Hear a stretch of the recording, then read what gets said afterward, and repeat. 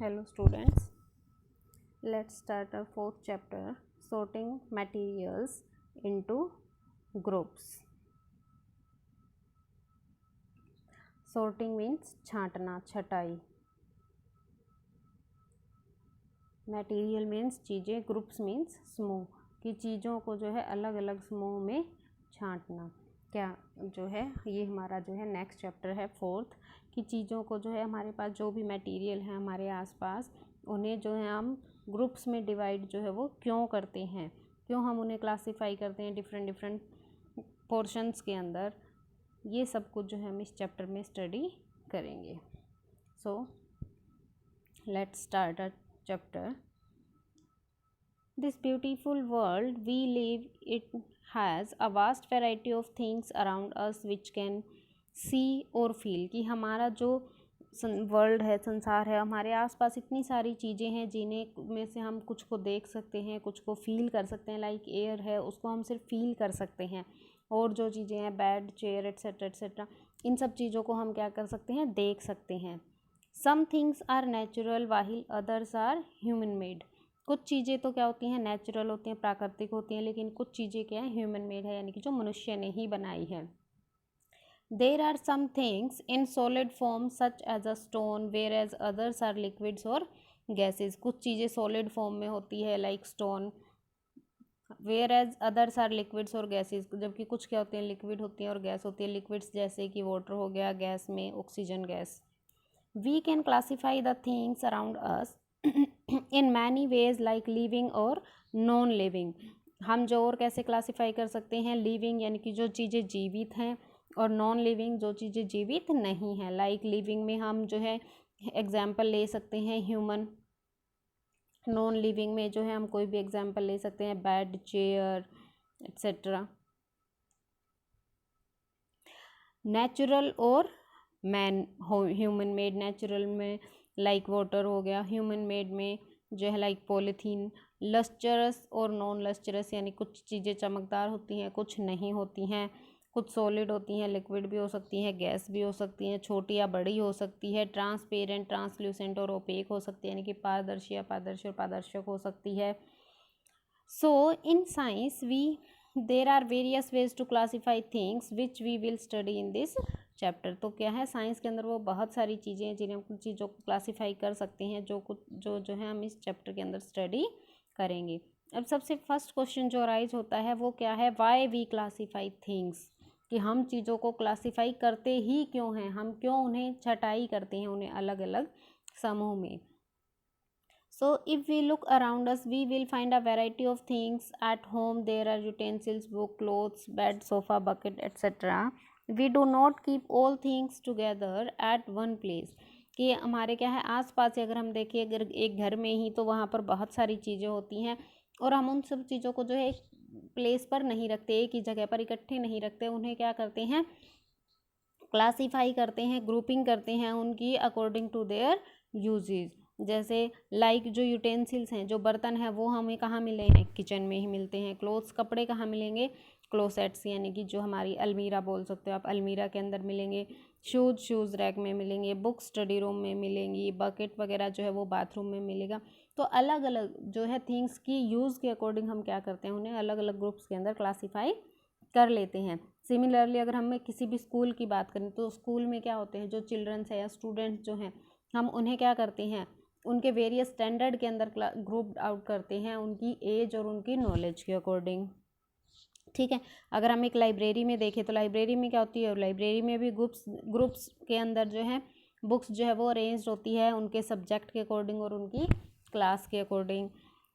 Otherwise we will be difficult to find a particular book in the library. की अगर suppose करो, अगर सभी बुक्स क्या हों, मिक्सअप हो, जहाँ पर हर क्लास की बुक है, एक साथ ही हर सब्जेक्ट की बुक है, और अगर हमें उसमें से कोई भी एक बुक को सेपरेट आउट करना है, फाइंड आउट करना है, तो वो जो है काम जो है वो कितना मुश्किल हो जाएगा. तो इन सब प्रॉब्लम्स को जो है सोल्व करने के लिए हम क्या करते हैं, चीज़ों को क्लासीफाई करते हैं. So in science we have to study such a vast number of objects, so we must classify them into certain groups और पैटर्न्स. इसीलिए हम क्या करते हैं, उन सबको स्टडी करने के लिए हम क्या करते हैं, उन्हें ग्रुप्स या फिर पैटर्न्स के अंदर जो है क्लासीफाई करती हैं। तो क्लासिफिकेशन की जो डेफिनेशन है वो हम क्या दे सकते हैं, the process of grouping of object based on some non property, कि क्या है, किसी भी उसकी जो नॉन यानी किसी भी वस्तु के गुणों के आधार पर उन चीज़ों को जो है ग्रुपिंग करना, उन सब चीज़ों को इकट्ठा रखना क्या कहलाता है, क्लासिफिकेशन जो है वो कहलाता है। Now material around us, we can see a large number of objects around us, so we can see that there are a large number of objects that made up of same materials, कि कुछ चीज़ें क्या होती है, same material की होती है, like table chair या और भी जो भी फर्नीचर है वो सब किसका बना होता है, वुड का बना होता है। बुक्स नोटबुक्स वगैरह होती हैं वो किससे बनती हैं, पेपर से बनती है। पेपर किससे बनता है, दोबारा फिर वुड या फिर बैम्बू वगैरह से बनता है, यानी किसी भी ट्री से। Similarly polythene bags, bucket, fabric, toys, ball etcetera all are made up of plastic, ये सब प्लास्टिक की बनी होती हैं। Thus we can see that a number of products are manufactured by only one material, तो हम देख सकते हैं कि सिर्फ एक ही मटेरियल से हम क्या कर सकते हैं, बहुत सारी चीज़ों को जो है वो बना सकते हैं। यहाँ पर जो एक टेबल भी आपको जो है वो गिवन है कि डिफरेंट ऑब्जेक्ट्स दिए गए हैं जो कि एक ही चीज़ से बने हैं, लाइक वुड से, जैसे अभी हमने पढ़ा है, chair, table, plug, bullock, cart, wheel etcetera. Paper से बुक्स, नोटबुक्स, न्यूज़पेपर वगैरह हो गए। लेदर से बेल्ट और जैकेट हो गई। प्लास्टिक से टॉय, बकेट वगैरह बनती है। कॉटन से क्लोथ्स भी बनते हैं, टॉयज़ भी बनते हैं। तो क्या है, डिफरेंट डिफरेंट थिंग्स हो गई, एक ही स्टार्टिंग पॉइंट, एक ही चीज़ से जो बनी है। From the above activity we have seen that one object can be made of different material। अब क्या है, एक ऑब्जेक्ट जो हो सकता है वो डिफरेंट डिफरेंट मटेरियल से भी बना हो। लाइक अगर हम चेयर की बात करें तो चेयर जो है वो वुड की भी बन सकती है, प्लास्टिक की भी बन सकती है और मेटल्स की भी बन सकती है। ठीक है, तो क्या है, यानी एक ऑब्जेक्ट एक है लेकिन वो अलग अलग मटेरियल से वो बना हुआ हो। ठीक है, सो thus we find that objects around us are made up of different materials. At time an object is made of a single material. An object could also be made of many materials and one material could be used for making many objects की। हो सकता है हमने एक ही material से बहुत सारे objects बनाए हों या फिर एक ही ऑब्जेक्ट बहुत सारे मटेरियल से मिलकर बना हो। अब बात आती है मटेरियल्स की। मटेरियल जो है वो नेचुरल भी हो सकता है और ह्यूमन मेड भी हो सकता है। The materials we see around us are produced by nature और have been made by human, कि कुछ मटेरियल तो ऐसा है जो हमें नेचर ने ही प्रोवाइड किया है, कुछ ऐसा है जो हमने खुद बनाया है मनुष्य ने।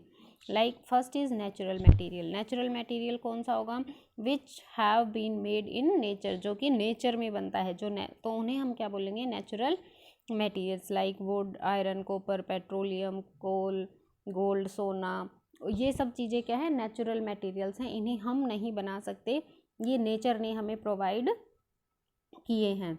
Next is human made materials. Human made materials कौन से हैं, a large number of human made materials we can see around us, बहुत सारी चीज़ें like cement, paper, table, chair, plastic, cloth, ornaments, जितने भी यानी गहने वगैरह बोलते हैं जिन्हें हम, ये सब क्या हैं, ह्यूमन मेड मटेरियल्स हैं।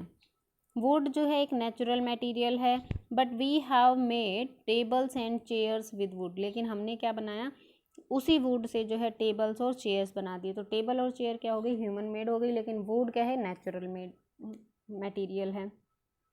Similarly gold is a natural material, but हमने क्या किया, उसे जो डिफरेंट डिफरेंट शेप्स देकर कर्व करके उसको क्या है, उससे अलग अलग ऑर्नामेंट्स बना दिया, अलग अलग जो है वो ज्वेलरी जो है वो बना दी।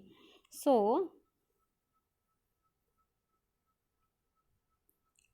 now cotton is a naturally occurring material but we woven it into different types of clothes। उसके बाद जो है कुछ एग्जांपल्स दे रखे हैं इसने नेचुरली अकरिंग ऑब्जेक्ट्स के और ह्यूमन मेड ऑब्जेक्ट्स के, लाइक रॉक, पेट्रोलियम, कोल, सिल्वर, गोल्ड, आयरन, सभी में जो है चांदी, सोना, लोहा, वुड, लकड़ी, कॉटन, सिल्क, ये सब क्या है, नेचुरली अकरिंग ऑब्जेक्ट्स हैं। लेकिन अगर हम ह्यूमन मेड में देखें तो सोप, डिटर्जेंट, साबुन, सर्फ, डीजल, पेट्रोल, केरोसिन, ये हमने खुद बनाया है। पावर, इलेक्ट्रिक पावर यानी कि बिजली, ऑर्नामेंट्स, गहने, table, chair, clothes etcetera, all these are human made objects.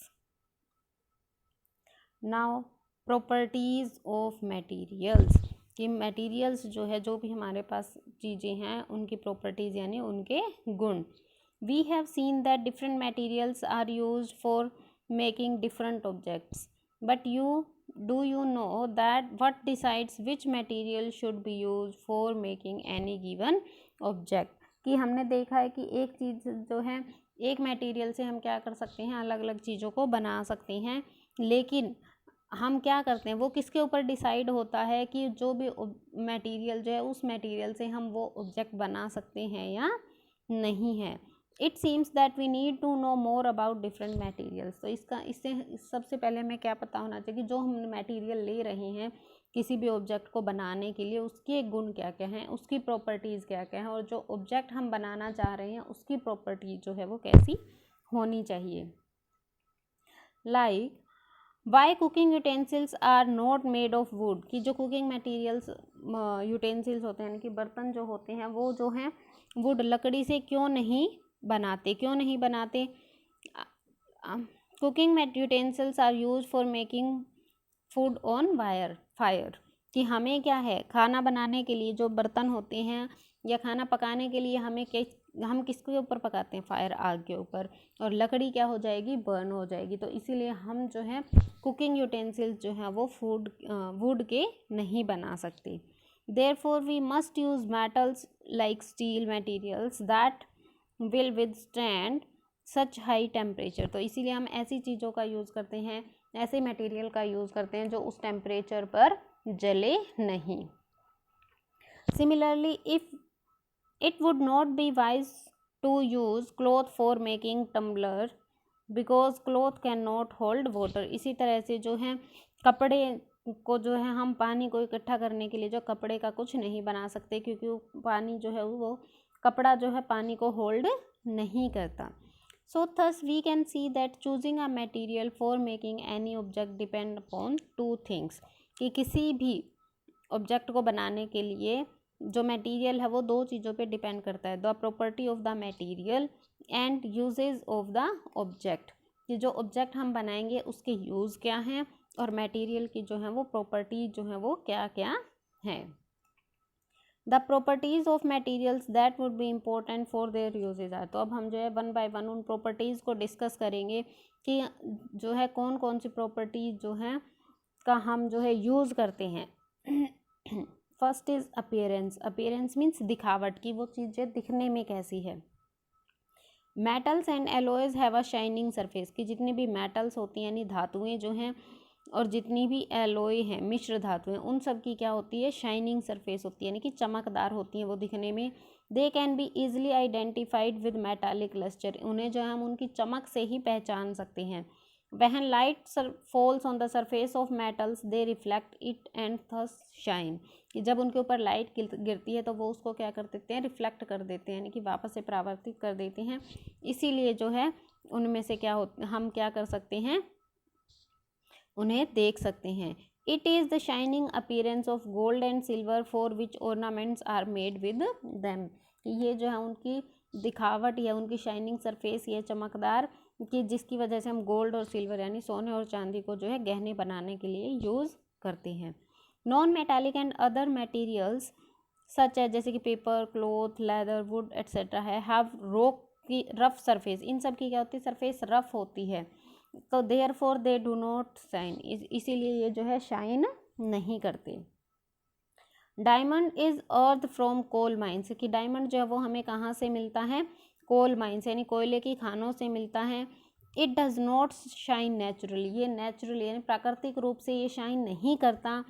But when its different faces are cut, लेकिन जब उसकी फेसेस को अलग अलग जो उसकी उनको फेसेस को कट कर दिया जाता है तो वो क्या होती है, उनमें शाइनिंग होनी जो है वो स्टार्ट होती है, और वो बहुत ज़्यादा शाइनिंग जो है वो दिखते हैं. So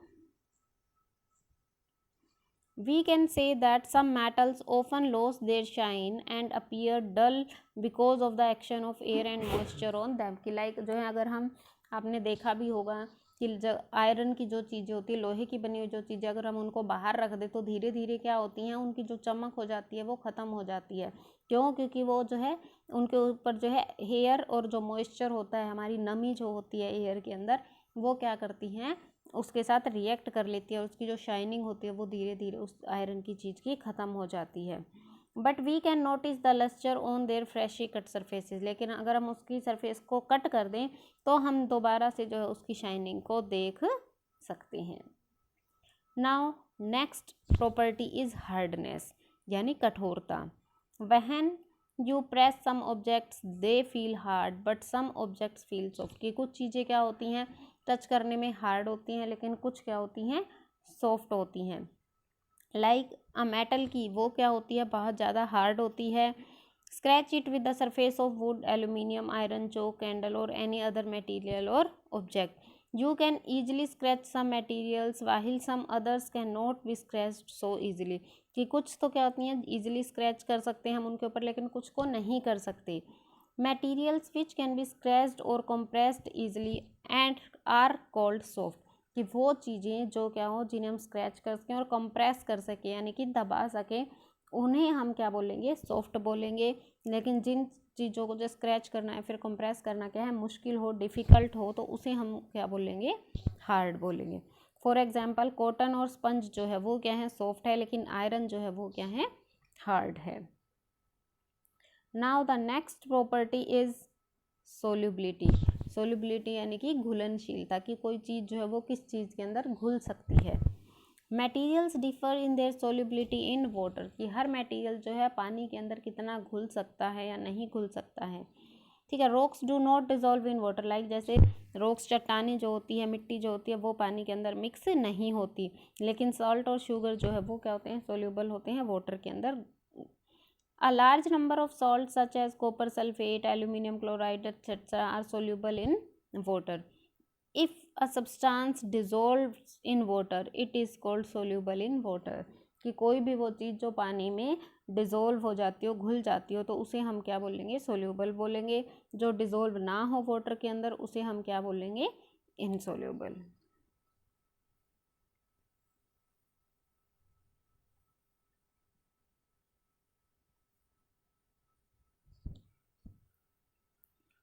the liquids which do not gate mix with water form a separate layer, कि जो चीज़ें पानी के अंदर मिक्स नहीं होती, लाइक ऑयल, अगर हम एग्जांपल लें कि जो ऑयल होता है वो कभी भी वाटर के अंदर मिक्स नहीं होता, वो क्या होता है, उसकी अलग ही लेयर जो है ऊपर की तरफ बन जाती है।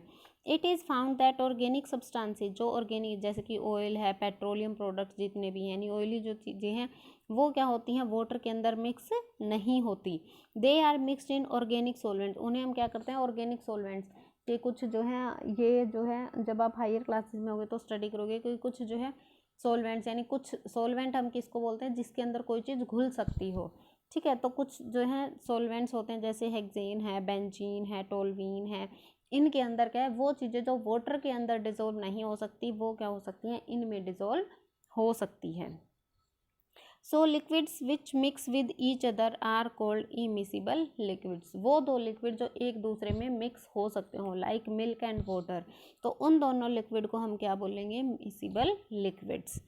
Liquids which do not mix with each other are called immiscible, वो लिक्विड जो एक दूसरे के अंदर ना मिक्स हो, लाइक वाटर एंड ऑयल, तो उन्हें हम क्या बोलेंगे, इमिसिबल लिक्विड्स। और मिसिबल में हम क्या ले सकते हैं, वाटर प्लस मिल्क।